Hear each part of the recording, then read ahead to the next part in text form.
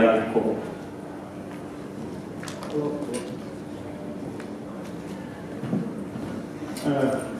ladies and gentlemen. I have a hard topic of criminal responsibility to talk about. I was practicing law for 25 years, and now I'm a founding partner of a law firm in Switzerland. So I will draw your attention to this bunch of papers. It's about 31 pages. And this is not my speech. It's basically sealed arrest warrant of a Russian programmist, Mr. Vinnik, who was arrested here in Greece. And he's spending now almost a year in jail, awaiting extradition to the United States, to Russia, or to France. So I would like to interact with you, proposing for you to be kind of a jury or a judge, and I will play a good prosecutor. So at the end, we will try to find the adversary, and I will ask you if you can identify one. So every prosecutor has been asked, is crypto technology inherently criminal? And the answer is always no. But we as prosecutors are trained to deceive people, tell lie, and this deception technology is built into the legislation. So my task is to visit the crime scene, to collect the evidences, to get an arrest warrant, and then to get a forced confession. 70% of the people confess because they cannot sustain sitting in a jail for a long time. So now, how it happens that Mr. Vinnik was arrested in Greece? It was 1999 when Greece, China, Russia, and Australia, some other countries, signed a treaty with the United States on legal assistance in criminal matters. What does it mean? It means that everybody in this room is now subject to the prosecution of the United States Department of Justice. Everyone here can be arrested and extradited to the United States and face a lengthy sentences. Don't make a mistake. In 2001, a Patriot Act was adopted by the Congress, and under this act, a fight against underground banking and money laundering was at full speed. So Mr. Vinnik is indicted under Section 1960. He faces 5 years for unlicensed money service business. He is facing 20 years for money laundering. So in total, there are 5 counts. He's facing 80 years in jail. Everyone here can be in his position. Now, in 2011, the US Congress started a crackdown on Bitcoin and notorious crypto exchange Silk Road. And I would like to draw your attention to some evidences. This is an official report to the United States Congress, prepared by some legislative attorneys. What is written on page 12, the Federal Reserve Board, in its May 9, 2014 joint meeting with the Federal Advisory Council, considered Bitcoin potential as a threat to the banking system, economic activity, or financial stability. Wow! If you're a senator and you read this, you must do something about that. But don't make a mistake. This is actual record of a meeting of the Federal Advisory Council, Board of Governors, Friday, May 9, 2014. May 9, 2014. Page 10. Question. Does Bitcoin pose a threat to the banking system, economic activity, or financial stability? Answer. Bitcoin does not present a near-term threat to the banking system. Page 11. Bitcoin does not present a threat to economic activity. What is this? It's a deception of the US Congress. Now, take a look at this graph. This is the prison population in the United States. It's on the rise. Not only in the United States, most of the prison population concentrated in Russia, US, and China. About 10 million people are in jail now. Look at this. The rate of homicide is stable. It is not decreasing. The prison population is increasing. The homicide rate is stable. So who is given in jail? The killer is supposed to be set free. And there are anecdotal evidences that the gap of gangsters is filled by engineers, scientists, and other geeks who are working or basically are enslaved to work for the big multinational corporation out of jail. This is the same technique which was used in the Soviet Union under Stalin time. Now, make no mistake, every day serious organizations are working and watching what ordinary folks are doing. This is just a list of the organization. Organized Crime Strike Force, Department K, it's from Russia, Digital Currency Crime Cabinet, Digital Crime Task Force Working Group, Agent, Undercover Online Agent. There are same agents in China as well. So these people consider virtual currency as a threat, and the participants in this business as organized crime members. So make no mistake about that. Now, it is very important for the persecutor, for his career, to imprison for the longer term, the better. So take a look. This is the indictment of Mr. Wittig. Operation of an unlicensed money service business, 5 years imprisonment. It started in the Patriot Act, section 311. And remember, the Patriot Act was adopted by the US Congress about 30 days after 9/11. 131 page. So, count 2, conspiracy to commit money laundering, 20 years in jail, 500,000 fine. My personal opinion is that I'm participating in different conferences.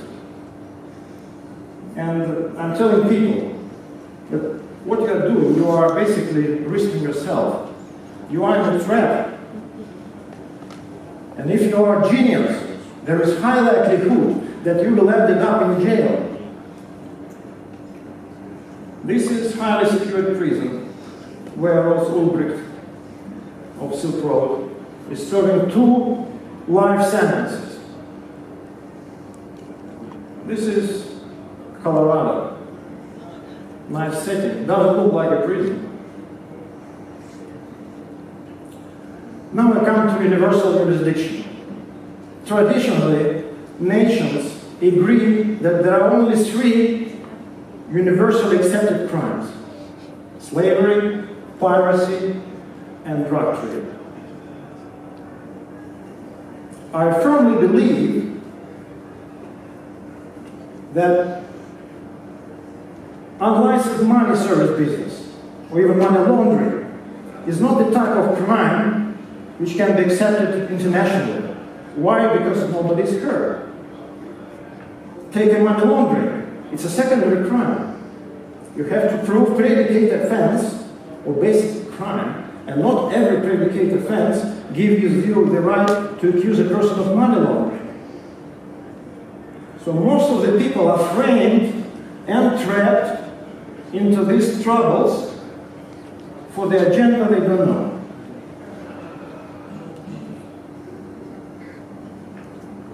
Take a look at piracy. In 1982, all the nations signed a United Nations Convention on the Law of the Sea. They agreed that the universal jurisdiction can only be applied for 3 crimes, which is piracy, drug trading, and slavery. So why on earth nations signed kind of secret agreements with the other nations to subject your own citizens to the laws which you are not aware of, and you shouldn't? Take Somalia pirates. If they are caught at the open sea, they are sent back to Somalia. The United Nations is operating different prisons in the United Nations because they believe that this is the place where the criminals should be judged, sentenced, etc.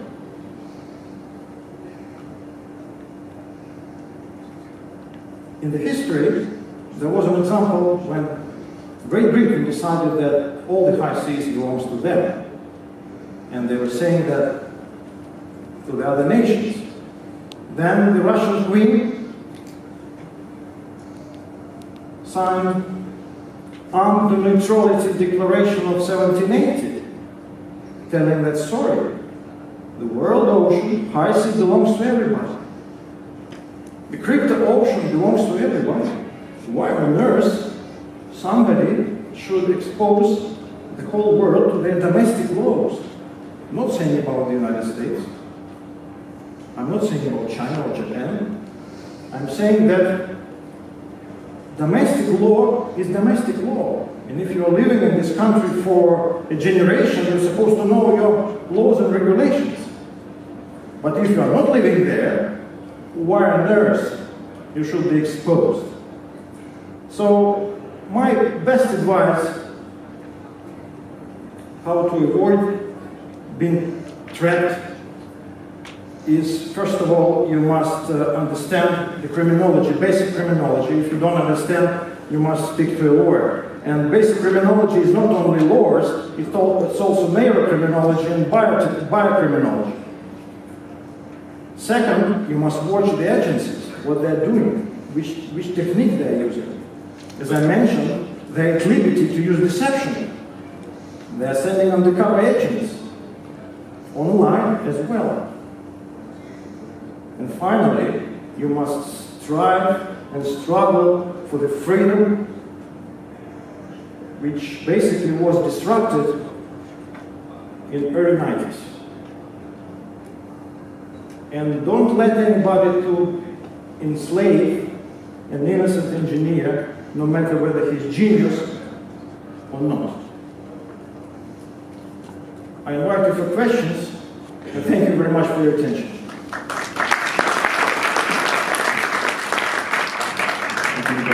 Any questions? Please, can we get the mic?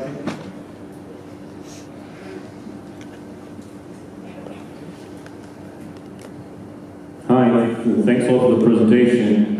Very impressive. My question is, you brought 2 examples of people who were being indicted or sentenced for something that we would probably agree was not perfectly legal. Like, let's say Silk Road did some things that most people would consider bad. Do you have any examples of people who are just, say, developing technology or just working in this space and were trapped as in a certain way or framed in a certain way by those powers that you mentioned? My assumption is based on the charts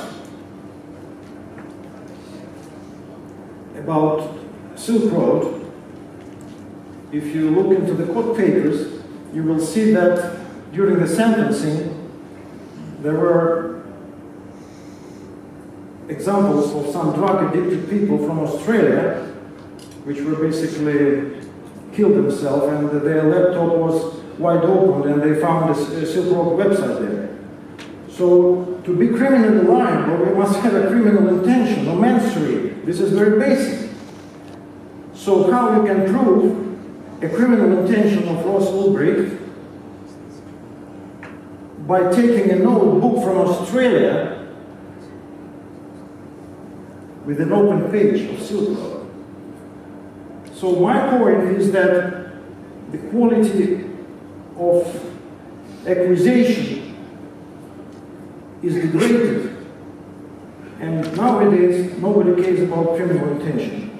If you want, if the prosecutor wants this gentleman to be put in jail, he will be put in jail. That's my point. Everywhere around the world, because of this legal assistance treaties. And I'm sure that they will not disclose the statistics and names which you have been asked me to anybody. This is top kind of secrets. You will not find it on the internet or elsewhere. Thank you. Thank you. Thank you. One more question. Thank you very much for the presentation, very impressive. You bring to light some important points, I think. Some may say they're conspiratorial, but I think there's some realism in them. We're in an industry that is potentially going to disrupt a lot of things and make a lot of people potentially in very senior positions rather angry in some cases. What do you think that we can do, the people in this room, the movers and shakers in this room who are setting these new technologies up, to disrupt existing organisations and institutions? What can we do in our daily lives to make sure that we don't fall victims to some of the things that happen in your presentation? As I mentioned, you have to study criminology or employ a lawyer. And you have to stay away from criminally minded people. It's another subject of the conversation, but there are risky groups. Second, you must watch what they're doing, how they're operating. And second, you must fight in a legal fashion. Open cases, legal cases, bring them to court.